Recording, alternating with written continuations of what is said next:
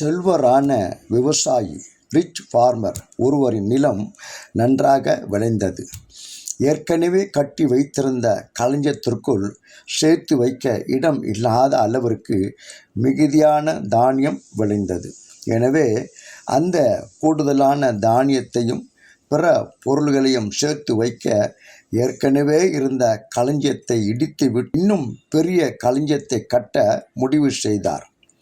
சேர்த்து வைத்ததை குவித்து வைத்ததை கொண்டு ஓய்வெடுத்து உண்டு குடித்து மகிழ்ச்சி திளைத்திருக்கவும் முடிவு செய்தார். ஆனால் அறிவியலியே இன்று இரவே உன் உயிர் உன்னை விட்டு பிரிந்து போய்விடும்.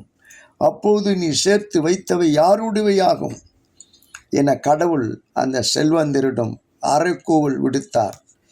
இவையெல்லாம் எவ்வகை பேராசைக்கும் இடம் கொடாதவாறு இருக்க இயேசு ஓமை வழியாக ஒருவருக்கு எச்சரித்தார் என்பது லூக்கா நற்செய்தியாளரின் பதிவு. இந்த செல்வந்தர் தனக்கென்று சேர்த்து வைத்த உணவுப் பொருள்களை தானே உண்டு மகிழ்ந்தவர், தாகத்திற்காக தள்ளாடாதவர், அந்நியர்களிடம் அன்பு காட்டாதவர். இவரது உறைவிடம் என்பது பெரிய மாளிகையாக இருக்கலாம். தன்னிடம் மிகுதியாக உள்ளவற்றை தன்னை சுற்றியுள்ள வறுமையின் காரணமாக பசியோடும் தாகத்தோடும் வாழ்ந்த அடுத்து இருப்பவர்களிடம் பகிர்ந்து கொள்ளாமல் சுய நலத்தோடு வாழ்ந்தவர். Self centred person.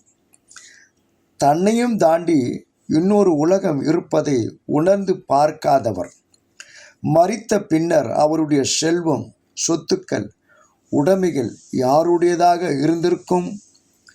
பகுத்துண்டு பல்லுயிர் ஓம்புதல். இது திருக்குறள் 322 என்றார் திருவள்ளுவர். ஓம்புதல் என்பது காப்பாற்றுதல், பாதுகாத்தல், பேணுதல் என்று பொருள். ஆக கிறிஸ்துவத்திற்கு எதிரான மனப்போக்கை, போங்கை, பண்பை மாற்றி கடவுளின் கட்டளை கிணங்க நமது குடும்பங்களில், திருச்சபைகளில் மிகுதியாக குவித்துள்ளவைகளை நம்மை சுற்றியுள்ள அடுத்து இருப்பவர்களிடம் பகிர்ந்து கொள்ள இந்த ஓமை மூலம் நமக்கு விடுக்கும் அறைகூவல் தானே. சிந்திப்போம். கடவுள் உங்களை ஆசீர்வதிப்பாராக. ஆமென்.